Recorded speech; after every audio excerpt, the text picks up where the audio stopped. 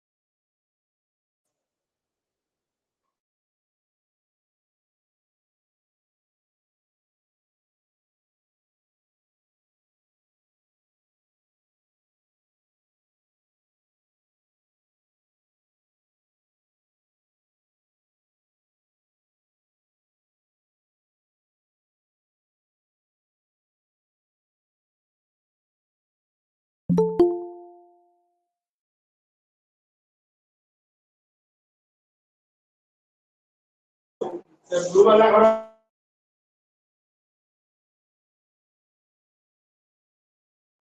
एवढा सगळं बाटाची ए भाई साईट वर आ त्याच्या ठिकाणी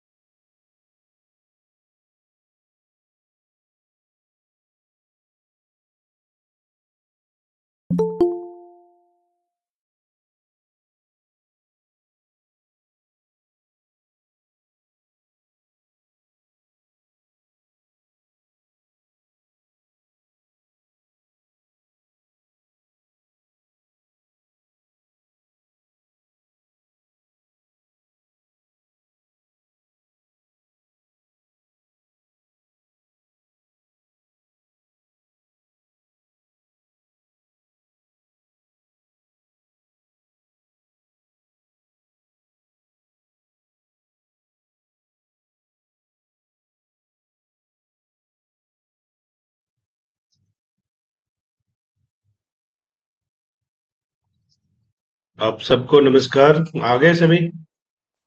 नमस्ते सर। नमस्ते जी, नमस्ते। कैसे हो? नमस्ते सर। ठीक हूँ सर। जी, पिछली क्लास में हमने ब्लड पढ़ा था, ठीक है? नमस्ते सर। नमस्ते जी, नमस्ते। आज हम पढ़ेंगे ब्लड प्रेशर। सुना है नाम? जी। ब्लड प्रेशर का नाम सुना है?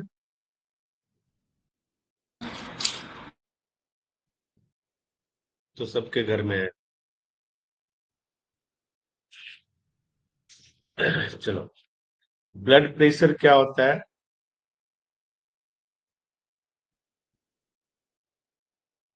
Blood pressure is force circulating blood against the walls of arteries, जिसको मिलीमीटर में नापा जाता है। जैसे आप समझो कि आप अपने घर में पाइप को नलके में लगाते हो और पानी का प्रेशर देते हो, तो पानी के प्रेशर पाइप के इंटरनल वॉल पे प्रेशर डालता है ना? वो प्रेशर क्या होता है, कितना डालता है, उसी तरह ब्लड, जब देखो ये हार्ट है, वो हार्ट क्या करता है? पंपिंग। ऐसे ये पंपिंग करता है, तो हार्ट पंपिंग करेगा, तो जब ब्लड छोड़ता है तो आर्टरीज, वेन, कैपिलरीज के थ्रू आउट द बॉडी वो जाता है। तो ये ब्लड जैसे छोड़ा गया और आर्टरीज में गया, तो आर्टरीज पे वॉल पे कितना प्रेशर पड़ा, उसको हम ब्लड प्रेशर कहते हैं, जिसको मिलीमीटर में मापा जाता है। ये दो तरह के होते हैं। जो हाई टॉप में होता है, जिसे हम, जो नॉर्मल ब्लड प्रेशर है 120/80 का मापन होता है, तो जो टॉप होता है इसको सिस्टोलिक बोलते हैं, और जो बॉटम होता है उसको डायसिस्टोलिक हो। ठीक है? तो ये दो तरह के होते हैं। मेजरमेंट सिंपल आपको समझ में आ गया, नॉर्मल रेंज समझ में आ गया। अब आता है हाई ब्लड प्रेशर, इसको बोलते हैं हाइपरटेंशन। नाम सुना हुआ, बहुत सारे लोगों को हाइपरटेंशन हो जाता है। तो ब्लड प्रेशर, जब आपके ब्लड का प्रेशर कंटिन्यूअस 180 200 रहने लगता है, उसको हम हाइपरटेंशन कहते हैं। 140 इवन 150 तक हाइपरटेंशन काउंट नहीं होता है। लेकिन अगर उससे ऊपर बार बार जा रहा है और रेगुलर बेस पे है, तो उसे हाइपरटेंशन कहते हैं। उसी तरह 60 से नीचे अगर जाएगा, नॉर्मल रेंज 80 है, 60 बिलो द 60, उसको भी लो ब्लड प्रेशर में हाइपरटेंशन कहता है, हाइपोटेंशन कहा जाता है। ठीक है जी। अब ये ब्लड प्रेशर दो तरह के होते हैं, वो आपको बता दिया मैंने, सिस्टोलिक, डायसिस्टोलिक। अब ब्लड प्रेशर काम कैसे करता है, या ब्लड प्रेशर डिसऑर्डर क्या होता है, या ब्लड प्रेशर अगर बढ़ जाए, घट जाए, उसका क्या प्रोसेस होता है ना? ये समझना जरूरी है।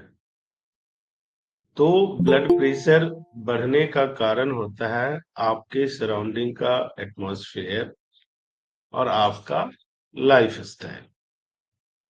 अगर आपका एटमॉस्फेयर सराउंडिंग का ठीक नहीं है, हमेशा आप स्ट्रेस में काम करते हो, हमेशा आप चिरे चिरे से रहते हो, इरिटेट रहते हो, तो बीपी बढ़ने का चांस बढ़ जाता है। या ज्यादा स्ट्रेस में रहोगे, डिप्रेशन में रहोगे, तो बीपी लो होने का चांस बढ़ता है। दोनों में एक कॉमन फैक्टर आप समझो, देखो। जनरली आप देखोगे तो हाई बीपी जनरली 90% मेल में होता है। लो बीपी 90% फीमेल में होता है। ऐसा नहीं है कि मेल में नहीं होता या हाई बीपी फीमेल में नहीं होता, फीमेल में भी होता है। अब चलन ज्यादा हो गया है। लेकिन ऐसा क्यों होता है? ऐसा इसलिए होता है कि by nature, by default male aggressive nature के होते हैं, और by default by nature female delicate होते हैं, सॉफ्ट होते हैं। इसलिए उनके ऊपर प्रेशर जल्दी हावी हो जाता है, तो वो लो ब्लड प्रेशर के शिकार ज्यादा होते हैं, सोचने ज्यादा लगते हैं, समझने ज्यादा लगते हैं। खासकर उनके खाने पीने का कोई ठौर ठिकाना नहीं रहता, तो अपना ध्यान नहीं रखते, तो लो ब्लड प्रेशर का चांस बढ़ जाता है। जनरली जो लो ब्लड प्रेशर के लोग होते हैं, उनको आप देखोगे तो उनका विटामिन D3 और विटामिन B12 हमेशा कम रहता है। मुश्किल से जितना चाहिए उतना हो पाता है। उनका हीमोग्लोबिन हमेशा कम रहता है। लेकिन हाई ब्लड प्रेशर में ऐसा नहीं है। हाई ब्लड प्रेशर में, जब हाई ब्लड प्रेशर जिसको जनरली होता है, तो आप उसके शरीर को टच करोगे तो आपको हमेशा उसका शरीर गर्म लगेगा। तो इसका मतलब क्या, D3 की कमी नहीं रहती है। लेकिन बॉडी टेम्परेचर रेगुलेट नहीं होता, जो एक बैलेंस में होना चाहिए वो नहीं होता। दूसरा, एग्रेशन बहुत आ जाता है। हाई ब्लड प्रेशर किसी को होगा, छोटी सी बात अगर आपने नहीं मानी तो तुरंत रिएक्शन हो जाता है, एग्रेसिव रिएक्शन हो जाता है। तो वो सारा सिम्टम्स होता है हाई ब्लड प्रेशर का। इसलिए जो हाई ब्लड प्रेशर के शिकार होते हैं, उनका कई दफा हार्ट अटैक, स्ट्रोक, इस तरह के प्रॉब्लम्स आ जाते हैं। उनकी आंखें लाल हो जाती हैं। लेकिन जो लो ब्लड प्रेशर के होते हैं, बिल्कुल ही शिथिल हो जाते हैं, उनको चक्कर आता है और गिरने लगते हैं, बहुत वीक फील करते हैं। जबकि हाई ब्लड प्रेशर में ऐसा नहीं है। तो दोनों के सिम्टम्स अलग अलग है, चीजें अलग अलग हैं। अब ऐसा क्यों होता है? तो वो आपके डाइट पे डिपेंड करेगा, आपके लाइफ स्टाइल पे डिपेंड करेगा, आपके सराउंडिंग्स पे डिपेंड करेगा, आप किस वातावरण में रहते हो उस पर डिपेंड करेगा। लेडीज को आजकल हाई बीपी इसलिए हो जाता है क्योंकि आजकल लेडीज भी वर्किंग कल्चर में आ गई है, फीमेल भी वर्किंग कल्चर में आ गई। तो वर्किंग कल्चर, ऑक्यूपेशनल हजार्ड जो होता है, वो जनरली बीपी को बढ़ाता है, कम नहीं करता है। जनरली ऐसा नहीं है कि केवल बीपी बढ़ता ही है, लेकिन ऑक्यूपेशनल हजार्ड बढ़ाता है बीपी को। लेकिन ऑक्यूपेशनल हजार्ड पे इमोशनल टेंशन अगर होगा तो बीपी लो हो जाएगा। ये सारी छोटी छोटी बातें हैं जो आपको ध्यान रखना है। इस तरह की जितने भी, अगर आपको बीपी हाई से बचना है तो सबसे पहले अपने लीवर और किडनी को ठीक रखें, क्योंकि लीवर और किडनी ठीक नहीं रहेगा तो आपका बॉडी डिटॉक्स नहीं होगा। और अगर बॉडी डिटॉक्स नहीं होगा तो टॉक्सिन जैसे जैसे बढ़ेगी तो आपका LDL बढ़ने लगता है, VLDL बढ़ने लगता है, ट्राइग्लिसराइड बढ़ने लगता है, जो कि हाई बीपी को न्योता देते हैं, और उसके बाद आप हाई बीपी के शिकार होने लग जाते हो। तो be careful about your food selection, be careful about your life style selection. अब क्या क्या चीजों को ध्यान रखना चाहिए? ध्यान रखना चाहिए कि एक्स्ट्रा वेट आप ज्यादा गेन ना करें। पहला, आपका वजन जरूरत से ज्यादा ना हो। अगर हो तो वेट लॉस कर ले। वेट लॉस बेस्ट वे है हाई बीपी को कंट्रोल करने का, ब्लड प्रेशर को कंट्रोल करने का। इन जनरल जो है आपका, इस बात का आपने ध्यान रखना है। आपके PDF में दिया हुआ है कि भाई आपका रिस्ट कितना होना चाहिए, वेस्ट कितना होना चाहिए, सारी चीजें वो आप पढ़ लीजिएगा, उसमें ज्यादा कुछ समझा। एक्सरसाइज रेगुलर जरूर करना। एक्सरसाइज का मतलब जिम जाना ही नहीं होता है। एक्सरसाइज आप दौड़ के भी कर सकते हो, जॉगिंग करके भी कर सकते हो। आपको नहीं टाइम मिलता है तो दिन में 200 बार प्राणायाम करो, डीप ब्रीथ लो, डीप ब्रीथ छोड़ो, तो उससे भी होता है एक्सरसाइज। मतलब एक्सरसाइज का मतलब ये होता है कि स्वेटिंग आना चाहिए, आपका पसीना निकलना चाहिए, डिटॉक्स करना है अपने आप को, अपने शरीर को डिटॉक्स करना है। तो उस चीज का आपने ध्यान करना है, क्योंकि अगर एक्सरसाइज आप रेगुलर बेस पर करेंगे तो हाइपरटेंशन रिड्यूस होने लगता है। तो ये बहुत ही मतलब, इसमें आप जॉगिंग भी करते हो, साइकिलिंग भी करते हो, स्विमिंग भी कर सकते हो, डांस भी कर सकते हो, बहुत सारी चीजें वे हैं उसका करने का, आप कर सकते हो, कोई दिक्कत वाली बात नहीं है। उसके बाद मैंने आपको बोला है कि आप अपने eat healthy diet, healthy diet का ध्यान रखना है। अगर हाइपरटेंशन को रोकना है तो आपको हेल्दी डाइट होना चाहिए।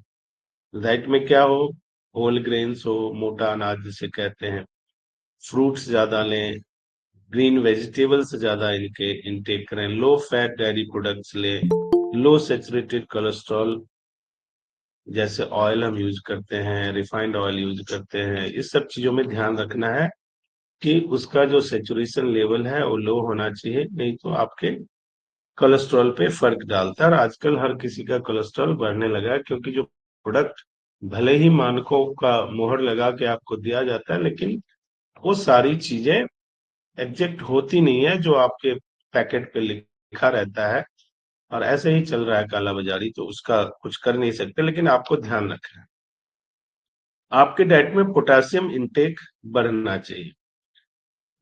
सोडियम और पोटेशियम जितना अच्छा रहेगा, आपका जो ब्लड प्रेशर है उतने कंट्रोल में रहे। अपने डाइट से व्हाइट सॉल्ट को रिड्यूस करो, व्हाइट सॉल्ट, व्हाइट शुगर, इन सब चीजों को रिड्यूस करो, ताकि आपको अच्छा फील होगा और बेहतर आप रहोगे। उसके बाद अल्कोहल अगर लेना जरूरी है तो लिमिट में लो, ना लो तो बहुत अच्छी बात है। स्मोकिंग करते हो, गुटखा खाते हो, सिगरेट पीते हो, ये सब किसी भी तरह की चीज करते हो तो उसका एक लिमिट तय करो। अगर विदाउट लिमिट सब कुछ अच्छी बात नहीं होती है। और जो सबसे महत्वपूर्ण चीज है, साउंड स्लीप आपको चाहिए। कम से कम 5 घंटे साउंड स्लीप आपको चाहिए। बच्चों के लिए 7 से 8 घंटे साउंड स्लीप चाहिए, नहीं तो उनको प्रॉब्लम होती है। अगर आप टीवी यूज करोगे, यूट्यूब देर रात तक यूज करोगे, लाइटें जला के रखोगे, तो साउंड स्लीप आपको नहीं मिलेगा। और उसका सबसे बड़ा जो प्रॉब्लम होता है वो ये है, मिडनाइट में हैप्पी हार्मोन्स रिलीज होता है, जो आपके इंट्यूशंस को स्ट्रेंथन करता है। कहते हैं ना, कई लोगों का सिक्स सेंस बहुत अच्छा होता है, वो कोई चीज होने वाला है उससे पहले उसका आइडिया दे देते हैं, उसके बारे में बता देते हैं, उसके बारे में कुछ हिंट दे देते हैं, तो वो सिक्स सेंस तभी काम करेगा जिसे आप बोलते हैं ना थर्ड आई एक्टिवेशन। तो थर्ड आई एक्टिवेशन कुछ सेकंड के लिए होता है, हर इंसान में होता है, बशर्ते कि 12 to 3 आप साउंड स्लीप में रहो। अगर आप साउंड स्लीप में नहीं हो तो प्रॉब्लम होगी। इस तरह की इतनी बीमारियां इसलिए हो रही है, देर रात तक जगना, देर रात तक काम करना, एम टीवी देख रहे हैं, एम यूट्यूब देख रहे हैं, ये सारी चीजें, तो जिससे क्या हो गया है, लोगों के लाइफ स्टाइल पे बड़ा फर्क पड़ गया है और लोग परेशान हो रहे हैं। तो आपको इसका ध्यान रखना है। अगर आप इसका ध्यान नहीं रखोगे तो घर में सभी लोग बीमार होंगे। और उसका सबसे बड़ा सबूत अगर आपको चाहिए तो आप अपने घर में ही अभी क्लास खत्म करके देखना, जो ज्यादा रिएक्टिव है, हमेशा चिढ़ के बात करता है, जो इरिटेट हो जाता है छोटी बातों पे, कोई वजह नहीं है, कुछ बात नहीं है, कुछ भी कहा इरिटेशन हो गया, मोबाइल बंद करने के लिए कहा इरिटेशन हो गया, टीवी बंद करने के लिए हुआ इरिटेशन हो गया, रिएक्शन ऐसा हो गया, पता नहीं क्या कह दिया, ये सब सिम्टम्स हैं। तो उसको आपने ध्यान रखना। नेक्स्ट है, आपको स्ट्रेस को मैनेज करना है। High blood pressure, low blood pressure, दोनों के नजरिए से अगर आप देखोगे, इसका रिडक्शन बहुत जरूरी है। किसी भी चीज के बारे में ज्यादा नहीं सोचना, किसी भी चीज के बारे में ज्यादा ट्राई नहीं करना, फोकस छोटे छोटे कामों पे करोगे तो आपको रिजल्ट मिलते रहेंगे, और रिजल्ट मिलते रहेंगे तो आपका प्रेशर लेवल हमेशा कम रहेगा। जो इशू आप कंट्रोल कर सकते हो, जो सॉल्व कर सकते हो, उसी पे फोकस करें। हर चीज आपके हाथ में नहीं होता। जब हम मेरे हाथ में चीज मेरे हिसाब से नहीं होना फिर भी उस पर जबरदस्ती कोशिश कर रहे हैं, तो हमें स्ट्रेस होता है, डिप्रेशन होता है, एक लैक ऑफ कॉन्फिडेंस आता है, और वो हमारे शरीर को, ब्रेन को प्रभावित करता है। तो इस चीज का आपने ध्यान रखना है। कब होता है स्ट्रेस? देखो, जैसे आपको ऑफिस जाना है, अब उस टाइम रोड पे ऑब्वियसली सभी को जाना होता है, तो ये जो रश आवर है उसमें 20 मिनट आप एक्स्ट्रा लेके चलो, अदरवाइज आप रोड पे ही लड़ने लग जाओगे, क्योंकि आपको जल्दी है, गलती किसी की भी नहीं है, रोड है, सब जा रहे हैं, सब है, लेकिन हम बहसने लगते हैं, हम इरिटेट हो जाते हैं, हम रिएक्टिव हो जाते हैं। इसका समाधान क्या है कि आपको अगर 1 घंटा जाने में लगता है, 30 मिनट जाने में लगता है, तो आप 40 मिनट लेके चलो। आपको 1 घंटा जाने में लगता है तो 1 घंटा 20 मिनट लेके चलो, आपको कोई प्रेशर, कोई 10 मिनट लेट भी होगा आपको कोई इशू नहीं आएगा। तो ये मैनेज कर, टाइम मैनेजमेंट के अंदर आता है, आपको टाइम मैनेज करना है, आप रिलैक्स वे में रहोगे तो फिर इस तरह की प्रॉब्लम आपको नहीं होगी। तो इस चीज का आपने ध्यान रखना है। साथ ही कुछ ऐसे काम करना है, जैसे घर में बच्चे हैं, अब पेरेंट्स से मैं पूछूं तो उनको याद भी नहीं होगा कि बच्चों के साथ कब खेला था। ज्यादातर 99% पेरेंट्स को ये याद नहीं कि बच्चों के साथ 2 घंटा निकाल के कब खेला था। ये बहुत बड़ा कारण है। आप क्या होता है कि आपकी जो इमोशंस हैं वो रिएक्शंस में कन्वर्ट हो जाते हैं, क्योंकि इमोशंस का इस्तेमाल आप अपने घर परिवार के साथ नहीं करते हो, वो रिएक्शन में कन्वर्ट हो जाता है। तो इस चीज का आपने ध्यान रखना है, थोड़ा समय अपने लिए निकालो ताकि वो माहौल ऐसा हो जिसमें कोई काम का टेंशन ना हो, आप प्लेफुल माइंड में हो, हंसते रहें, बोलते रहें, तो उससे बहुत फर्क पड़ जाता है। ब्लड प्रेशर का रेगुलर चेकअप कराते रहो। 3 चीज, ब्लड शुगर, ब्लड प्रेशर और कोलेस्ट्रॉल, इसका चेकअप आप रेगुलर बेसिस पे कराओ ताकि आप इसको रेगुलेट कर पाओगे। थोड़ा ऊपर नीचे हो तो भी रेगुलेट कर पाओगे समय के साथ। अब फूड क्या क्या लेना चाहिए, फूड क्या क्या,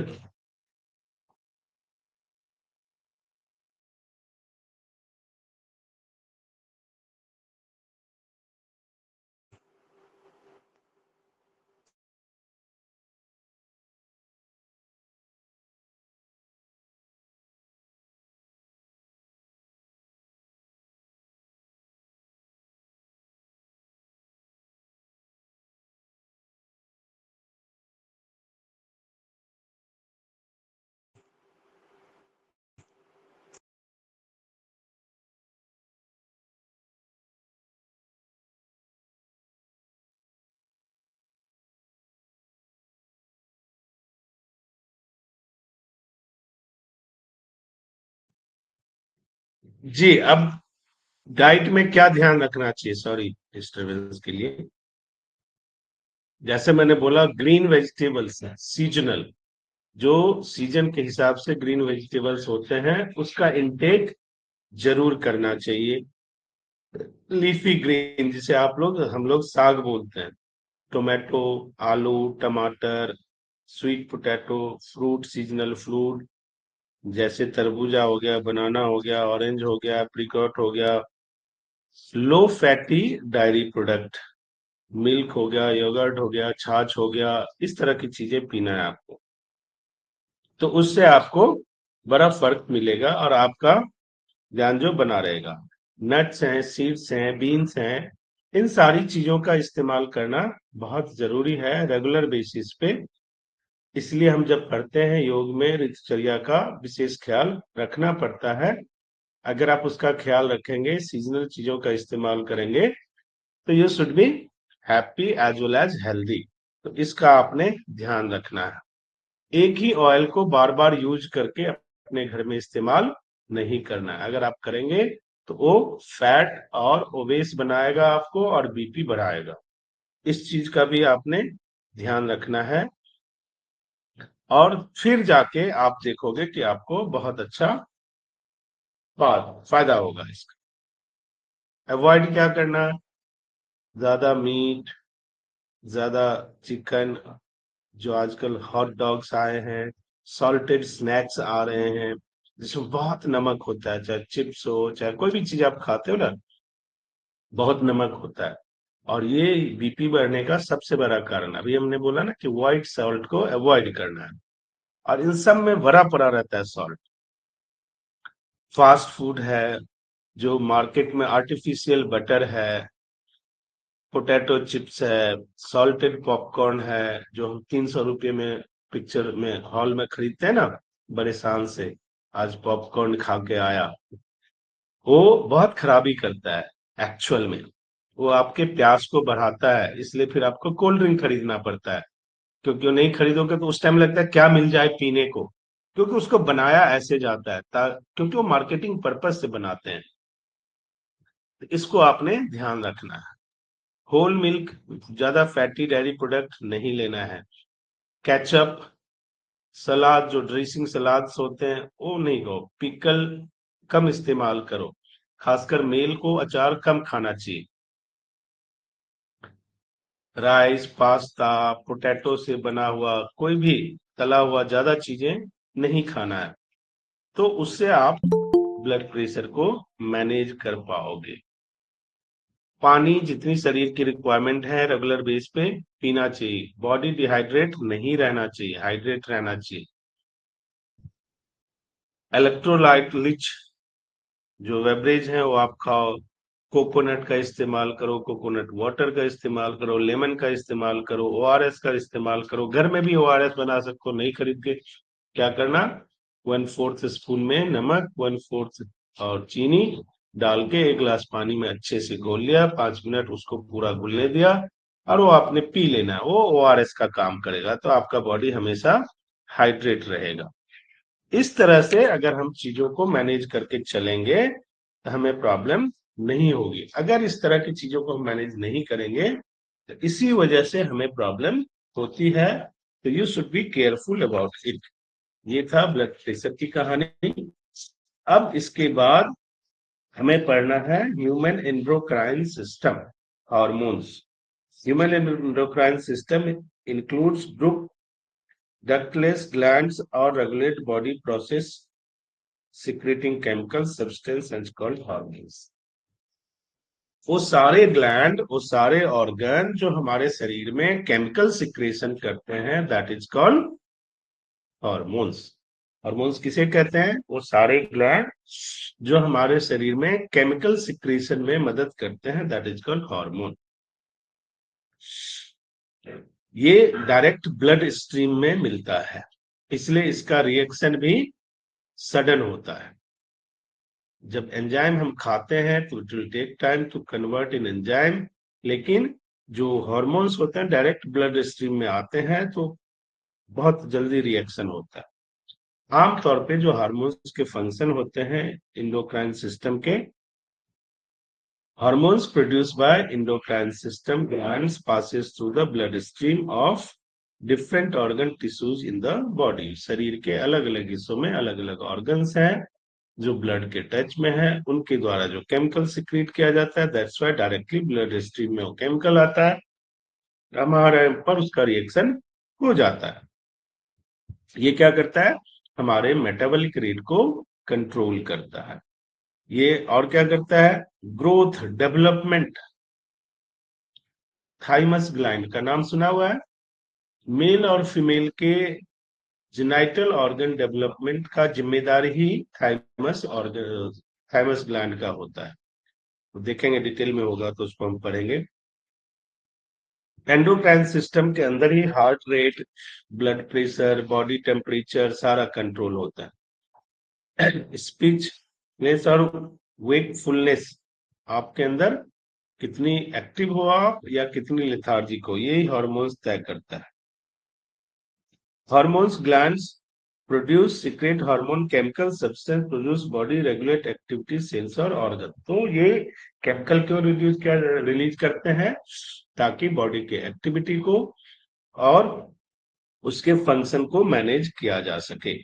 hormones chemical messenger regulate growth and development, mood, tissues function, metabolism, sexual function, male और फीमेल, इन सारी चीजों के लिए हार्मोन जिम्मेदार होते हैं। जैसे आज की डेट में देखोगे कि आज की डेट में सेक्सुअली बहुत वीक हो गए हैं बच्चे, हर एक गली में, हर एक शहर में आईवीएफ सेंटर खुलने लग गए। उसका कारण क्या है? Hormonal disorder. आज की डेट में 20 साल, 25 साल, 30 साल के मेल फीमेल हार्मोनल डिसऑर्डर के शिकार हैं, due to lifestyle, due to diet. जो डाइट वो लेते हैं और शरीर को कुछ नहीं मिलता उससे, उनकी जीवा को, उनके टंग को तृप्ति मिलती है, अच्छा लगता है, बस इसलिए खाते हैं, बल्कि उसको शरीर को जो मटेरियल चाहिए ऐसा कुछ भी नहीं मिलता है। हमारी रेस्पिरेशन, रिप्रोडक्शन है, मूवमेंट है, ग्रोथ है, मेटाबॉलिज्म है, ये सारा कंट्रोल किसके द्वारा होता है? हार्मोन्स के द्वारा। अगर आपका हार्मोन प्रॉपर सिक्रेशन नहीं होगा तो दिक्कत आ जाएगी। इसलिए इस बात का आपने ध्यान रखना, और इसका सीधा संबंध आपके लाइफ स्टाइल से है, आपके खान पान से है, उसका आपने ध्यान रखना है। अब ये ग्लैंड 2 टाइप के होता है। पहला होता है एक्सोक्राइन, ये cellular secretion through duct which emptize outside or into lumen organ.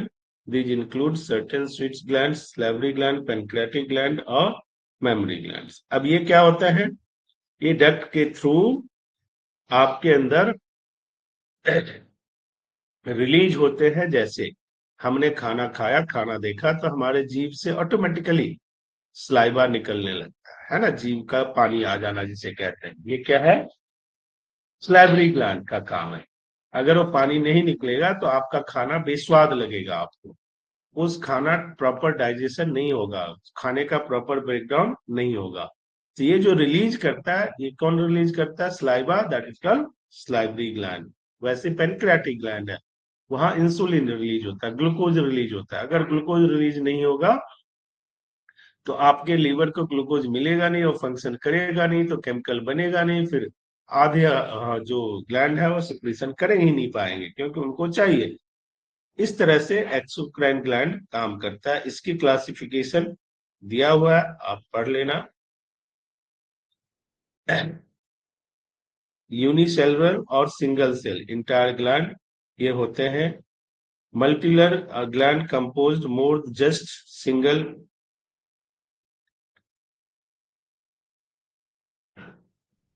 और दूसरा होता है मैरोक्राइन, जिसका काम होता है digestion, lubrication, regulation body temperature, reproduction. 2 exocrine और दूसरा है मैरोक्राइन, जिसका काम क्या है? एपोक्राइन के नाम से भी जाना जाता है। और इनका 4 मेजर काम है: digestion, lubrication, regulate body temperature और रिप्रोडक्शन। अब एंडोक्राइन में एक्सोक्राइन का काम क्या क्या है, एक बार फिर से पूरा डिटेल में आप देख लो। Exocrine gland control body process at every level, energy updates and single cell whole body growth and development. Overall body का डेवलपमेंट, ओवरऑल बॉडी का एनर्जी रिक्वायरमेंट फुलफिल करने का काम एक्सोक्राइन एंडोक्राइन ग्लैंड के थ्रू होता है।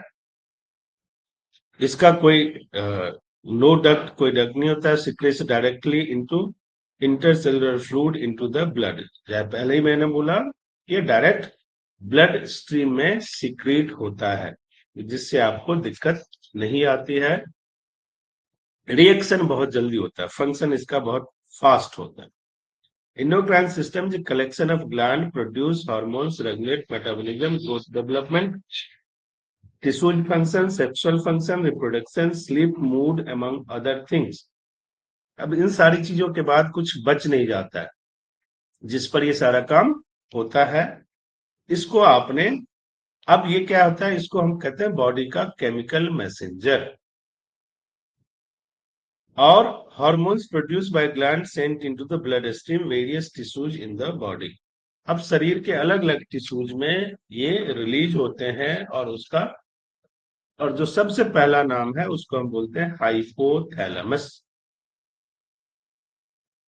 हाइपोथैलेमस हमारे centre of the brain होता है, बेस है।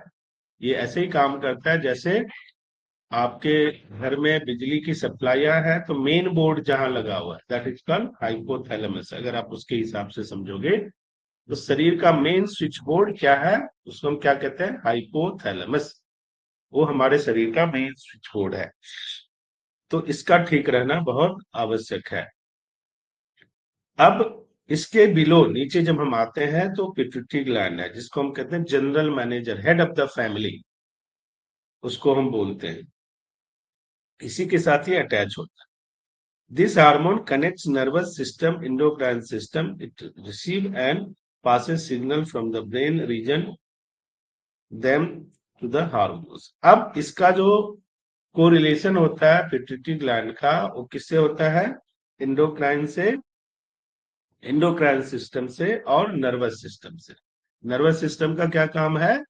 शरीर के हर हिस्से में मैसेज को पहुंचाना और मैसेज वहां से रिसीव करना।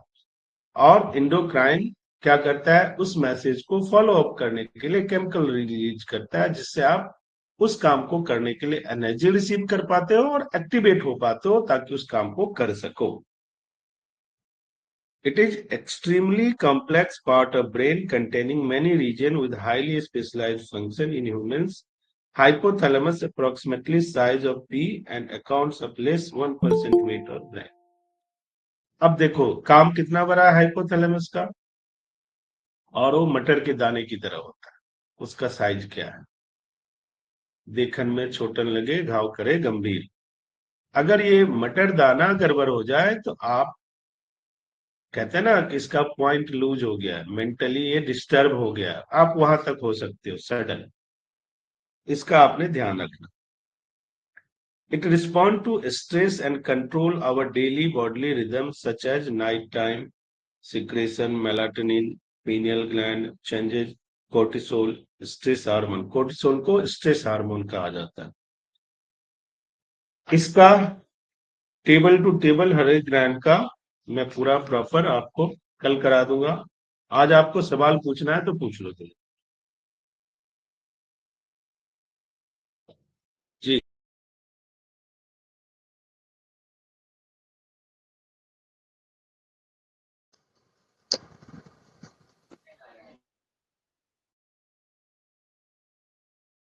पूछो जी, सवाल पूछो।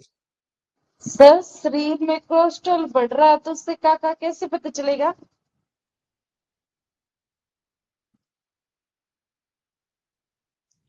बोलो क्या कह रहे हो, सवाल नहीं समझा मैं। सर शरीर में कोलेस्ट्रॉल बढ़ रहा है तो कैसे पता चलेगा? कोलेस्ट्रॉल, हाँ जी सर। कोलेस्ट्रॉल बढ़ रहा है वो कैसे पता चलेगा? सबसे पहले आप थकान फील करने लग जाओगे, कोई काम करते करते बड़े जल्दी थक जाओगे, पहला है। आपको अच्छा खाना जो हेल्दी फूड होता है वो पसंद नहीं आएगा, दूसरा है। जी से स्वाद खत्म हो जाता है, तीसरा है। हमेशा कॉन्स्टिपेटेड रहने लग जाओगे, चौथा है। और कितने कारण चाहिए? और पूछो जी, पूछो और सवाल पूछो। सर नसों की दिक्कतों के लिए नारियल का पानी ले सकते हैं? नसों की दिक्कत के लिए नारियल पानी का कोई संबंध नहीं है। नसों की दिक्कत की वजह आपने 3 दिन से पढ़ो ना, ब्लड में पढ़ा, वहां भी क्या दिक्कत हो सकती है? नहीं, जैसे कहते हैं कि प्रॉपर नारियल पानी नसों वालों के लिए ठीक नहीं रहता, न्यूरो प्रॉब्लम। ऐसा कुछ भी नहीं है। नारियल जी पानी ओवरऑल आपको एनर्जेटिक बनाता है, आपको डाइट कंट्रोल करने में, ओबेस कंट्रोल करने में हेल्प करता है। तो ऑब्वियसली वो बुरा तो नहीं हो सकता, लेकिन ज्यादा नहीं लेना चाहिए, जी ओके, थैंक यू सर। क्योंकि वो थोड़ा सा हैवी होता है।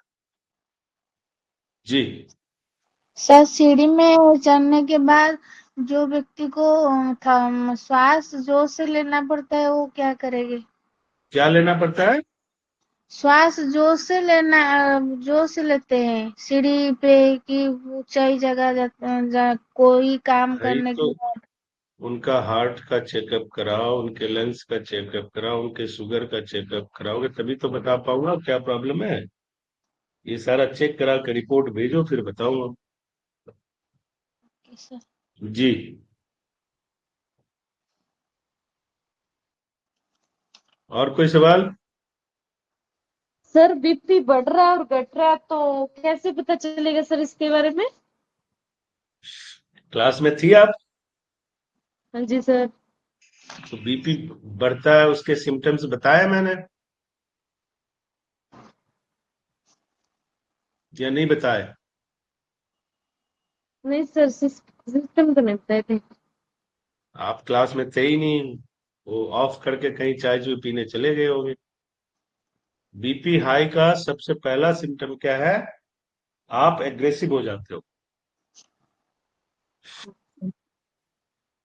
आप एग्रेसिव हो जाते हो, रिएक्टिव हो जाते हो, समझ की कमी हो जाती है। हर चीज में होता है मैंने जो कह दिया बस कह दिया। ठीक है जी। ठीक है। जी।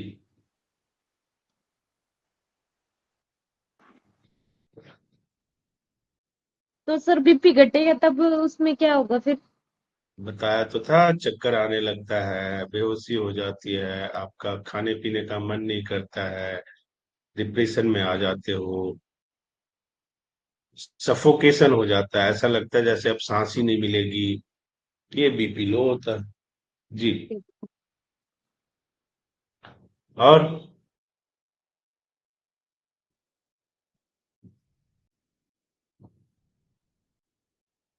हो गया।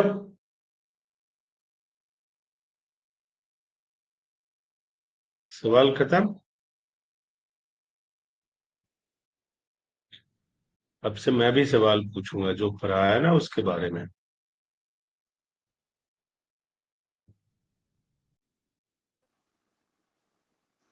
जी सर, बोलो, बोलो बोलो बोलो।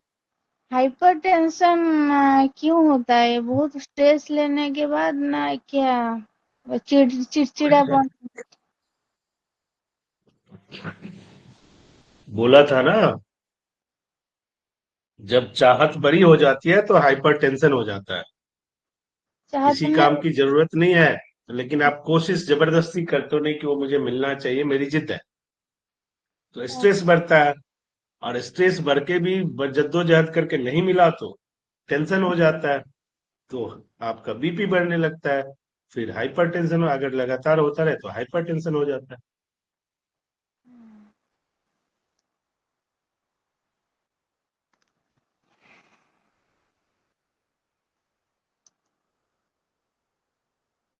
जी बोलो। थोड़ा नेटवर्क का प्रॉब्लम हो रहा है। सर घबराहट किस कारण होती है? अननोन फियर की वजह से, बेवजह का डर मन में पैदा हो जाता है। बेटा है, वो दुकान से कुछ लाने गया, 10 बार में अरे क्या हो गया देखो उसको, ये से कहते हैं अननोन फियर। हर चीज के बारे में, किसी भी चीज के बारे में इस तरह की जब चीजें होने लगती है ना तो उसको हम अननोन फियर बोलते हैं। तो बीपी लो ज्यादा होता है फिर। जी। और कुछ? सर, हेयर में कुछ टाइम पूरा जाम क्यों हो जाता है? स्ट्रेस लेने कहाँ के जाम बाद हो जाता है? हेयर में, सिर सिर हेयर में। में? सिर में, सिर हेयर, हेड हेयर में कौन सा ट्रैफिक है कि जाम हेड हो जाएगा भाई? हेड। हेड में? हाँ, पूरा एक जाम। साथ 50, एक साथ मोबाइल चलाते हो? हाँ जी। एक साथ मोबाइल में 50 काम करो, मोबाइल हैंग हो जाता है? मोबाइल तो हैंग नहीं होता, लेकिन मोबाइल चलाता है। चलाते नहीं होते। जब एक साथ आप 10 काम करोगे तो फिर दिमाग कंफ्यूज हो जाता है, उसको हैंग होना कहते हैं।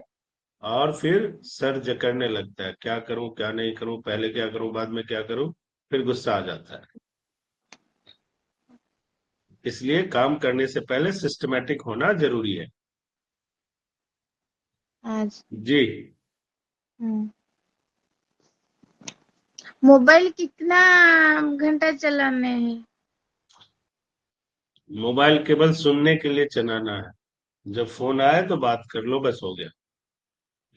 या कोई मेल भेजना, कोई व्हाट्सएप भेजना है, बस। इसके अलावा मोबाइल का कोई काम नहीं है।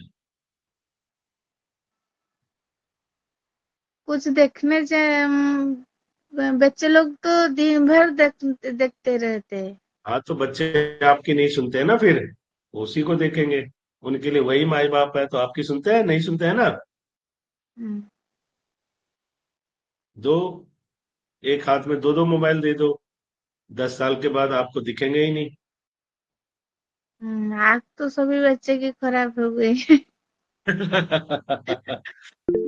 मैडम मैं तो फैक्ट बोल रहा हूँ आपको, सभी बच्चों की तरह नहीं बोल रहा हूँ। हाँ जी बोलो प्रकाश जी।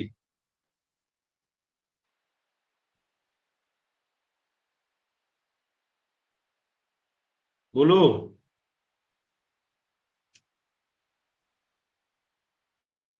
पूछना कुछ? चलो आज की क्लास को यही खत्म करते हैं, कल फिर मिलेंगे आप। सर प्रणाम। प्रणाम जी प्रणाम। प्रणाम सर।